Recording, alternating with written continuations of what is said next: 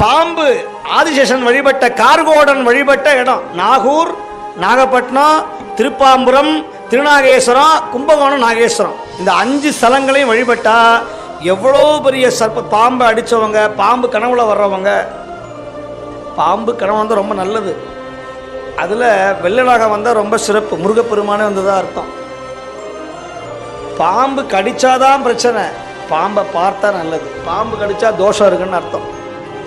இந்த பாம்பை அடிக்கிறது, பாம்பை தீயிட்டு கொளுத்துவது, பிணங்களை தாண்டுவது, அநாத பிணங்களை போகும்போது கையெடுத்து கும்பிடாமல் இருப்பது, இதெல்லாம் தோஷம் வந்துடும். பிணங்களுக்கு செய்கிற தோஷம் பிரேத தோஷம்னு பேர். அதுதான் ஆவியாக மனம் சோர்வாக வரும்.